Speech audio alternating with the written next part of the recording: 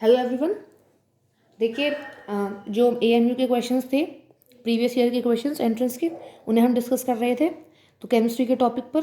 तो देखिए कल मैंने एक वीडियो अपलोड की थी, अब आज फिर से हम उसमें आगे बढ़ रहे हैं।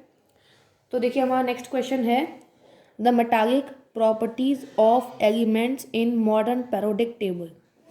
तो देखिए आपको पता होगा कि जो ये जो हमारी पेरियोडिक टेबल बनी है, ये ऐसे ही नहीं बनी, मतलब काफ़ी सारे साइंटिस्ट ने बहुत सारी रिसर्च की है, बहुत सारे ट्रेड्स लगा कर देखे, जो कुछ फिट बैठे, कुछ नहीं बैठे फिट, कुछ बहुत कम चीज़ों पर फिट बैठे, तब जाके हमारी ये पेरियोडिक टेबल हुई है।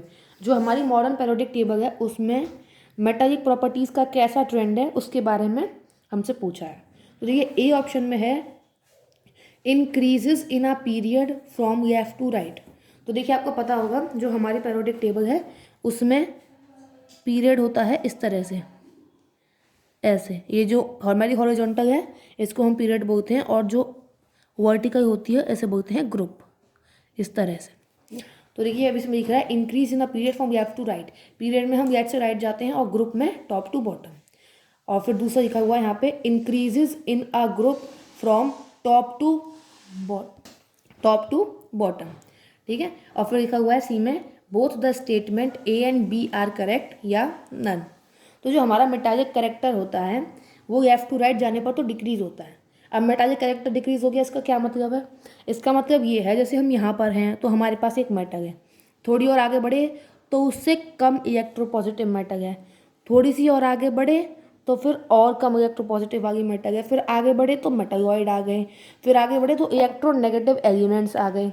इस तरह से मेटालिक करेक्टर डिक्रीज होना इसको बोलते हैं। तो देखिए जैसे हम लेफ्ट टू राइट जाते हैं तो हमारा मेटालिक करेक्टर डिक्रीज होता है और टॉप टू बॉटम में इंक्रीज होता है। तो इसका आंसर क्या हो जाएगा? Increases in a group from top to bottom. Clear? अब देखिए हमारा sixth question, the position of an element in periodic table indicates it. ठीक है, अब हमारे जो एक एलिमेंट है उसे एक स्पेसिफाइड जगह दी है पेरियोडिक टेबल में। हर एक एलिमेंट की अपनी एक स्पेसिफाइड जगह है, ठीक है। तो वहाँ पर यह है कि वो क्या इंडिकेट करती है, उसे जो जगह दी गई है उस एलिमेंट्स को। तो पहला लिखा हुआ है हमारे पास केमिकल रिएक्टिविटी, दूसरा है एटॉमिक नंबर, फिर है number of electrons in its outermost shell और ऑल ऑफ द अबव। तो देखिए हमें इसी तरह से अरेंज किया है, हमारी जो पेरियोडिक टेबल है उसे कुछ ऐसी तरह से अरेंज किया हुआ है कि जो ग्रुप में है एक जैसी केमिकल एक्टिविटी शो करने वाले हैं, फिर दूसरे ग्रुप में एक जैसी केमिकल एक्टिविटी शो करने वाले हैं। तो ये तो हमारी हो गई ग्रुप में कैसे अरेंज है, ठीक है। और फिर जब हम पीरियड में जाते हैं इस तरह से यहाँ से यहाँ, तो हमारे एटॉमिक नंबर इंक्रीज करती हुई, वो भी सीरियल वाइज हमारे जो एलिमेंट्स हैं उनको अरेंज किया हुआ है। तो दो चीज़ हो गई, केमिकल रिएक्टिविटी से भी और एटॉमिक नंबर से भी इस तरह। फिर है number of electrons in its outermost shell. तो आपने देखा होगा ये जो पेरियोडिक टेबल होती है उसमें ग्रुप्स होते हैं, S block, P block, D block, F block. वो कैसे होते हैं? जैसे हम इलेक्ट्रॉनिक कन्फिग्रेशन को लिखते हैं ना, उसमें लास्ट इलेक्ट्रॉन जिस भी सब शेल में एंटर करता है वो उसी ग्रुप का मेंबर बन जाता है, उस ग्रुप का एलिमेंट होता है। तो number of electrons in its outermost shell, तो आउटर मोस्ट इलेक्ट्रॉन्स जिस शेल में जाएंगे उसी ग्रुप का वो मेंबर बन जाएगा। तो ये भी हमारी एक इम्पोर्टेंस प्ले करने लग गए, इम्पोर्टेंट रोल हो गया, ठीक है, उसकी पोजीशन में एक एलिमेंट की में। तो ये सारे के सारे करेक्ट हैं, यानी कि ऑल ऑफ द अबव, ठीक है। अब हम सेवन्थ क्वेश्चन पर आते हैं अपने। ये क्वेश्चन भी अच्छा है। Silicon is surrounded by the elements of atomic number 6, 13, 15 and 32 in the periodic table then. तो जो हमारा सिलिकॉन है उसके ऊपर नीचे यहाँ और यहाँ चार जो एलिमेंट हैं उनके एटॉमिक नंबर हमें दिए हुए हैं। अब हमसे इनके बारे में पूछा है। अब देखिए कि करके हम ऑप्शंस को रीड करते हैं। तो पहले ऑप्शन में लिखा हुआ है the properties of the elements of atomic number 6 and 32 will be similar to silicon. तो इसमें लिखा हुआ है कि जो 6 और 32 वाले हमारे एलिमेंट्स हैं वो उनकी जो केमिकल प्रॉपर्टीज़ हैं वो हमारे सिलिकॉन जैसी हैं।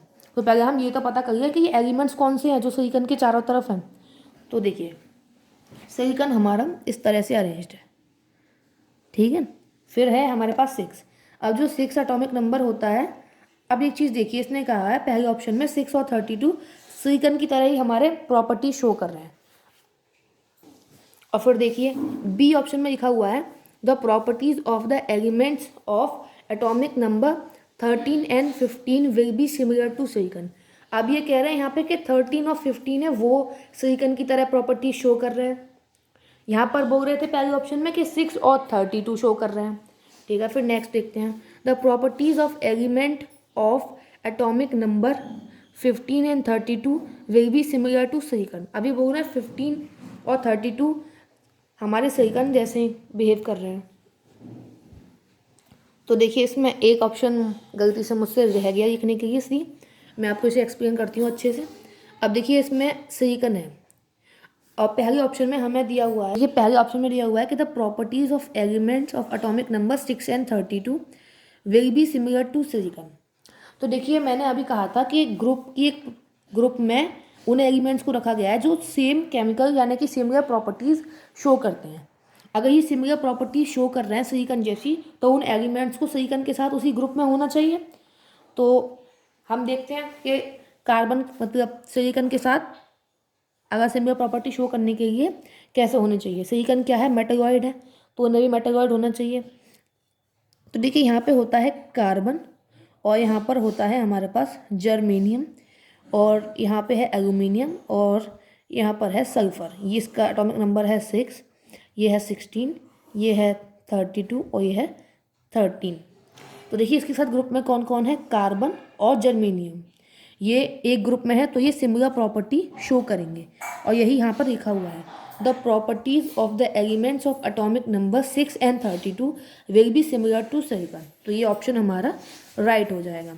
देखिए इस जो आइडिया को आप और भी किसी क्वेश्चन में यूज़ कर सकते हैं। अगर दो elements same chemical property show कर रहे हैं किसी तीसरे एलिमेंट्स के साथ, तो इसका मतलब उन्हें एक ही ग्रुप में होना चाहिए क्योंकि एक स्पेसिफाइड ग्रुप के एलिमेंट्स ही सिमिलर प्रॉपर्टी शो करते हैं। यही एक बेसिस बनाया गया है हमारी पेरियोडिक टेबल में एलिमेंट्स को क्लासीफाई करने के लिए। अब देखिए क्वेश्चन नंबर 8 है law of octaves is applicable only up to. तो देखिए लॉ ऑफ ऑक्टेव एक ऐसा रूल बनाया था जैसे हमारे पास म्यूजिक में होते हैं सा रे गा मा पा दा नी, तो इसी तरह से एलिमेंट्स को अरेंज किया था। फिर ये था कि हर फर्स्ट एलिमेंट्स के साथ जो 8th एलिमेंट आएगा वो सिमिलर प्रॉपर्टी शो करेगा। इस तरह से एलिमेंट्स को अरेंज कर दिया जाता था हाइड्रोजन से लेके आगे 7 एलिमेंट्स तक। फिर जो 8वां एलिमेंट इसके नीचे आता था वो हाइड्रोजन जैसी सिमिलर प्रॉपर्टी शो करेगा, इस तरह से था। तो देखिए ये जो रूल था ये फेल हो गया, ये सिर्फ 20 एटॉमिक नंबर तक एप्लीकेबल रहा, यानी कि कैल्शियम तक, सिर्फ यहीं तक ये रूल एप्लीकेबल रहा था, उसके बाद ये एप्लीकेबल नहीं रहा। अब क्वेश्चन नंबर 9 देखिए among the following groups which is Dobereiner trade. Dobereiner trade का मतलब था, ट्रेड का मतलब तीन एलिमेंट्स हैं, तो उसका जो हमारा 3 एलिमेंट्स हम ऐसे सिलेक्ट करते थे कि जो बीच वाला एलिमेंट आता था जैसे एक्स वाई और जेड है, तो बीच वाले इन्हें इंक्रीजिंग एटॉमिक मास में अरेंज करते थे कि सबसे कम इसका फिर इसका फिर इसका। तो जो आगे पीछे वाले 2 एलिमेंट है ना, उनके एटॉमिक मासेस का एवरेज मास जो आता था वही इस बीच वाले एलिमेंट का एटॉमिक मास होता था लगभग। ठीक है, ऐसा ट्रेड था। तो ऐसे सिर्फ 3-4 ही ट्रेड मिल पाए, उसके बाद ये फेल हो गया।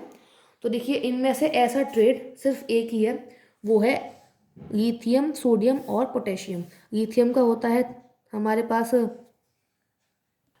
देखिए 6 और पोटेशियम का 39। अगर हम इन दोनों के एवरेज निकालें तो अप्रॉक्सीमेटली सोडियम के एटॉमिक मास जितना निकल कर आता है। अब देखिए next question last, the atomic number of iodine. तो आयोडीन का एटॉमिक नंबर होता है 53। ठीक है, अब आगे हम नेक्स्ट वीडियो में डिस्कस करेंगे। तब तक आप इस चैनल को सब्सक्राइब जरूर कीजिए और वीडियो को लाइक कीजिए।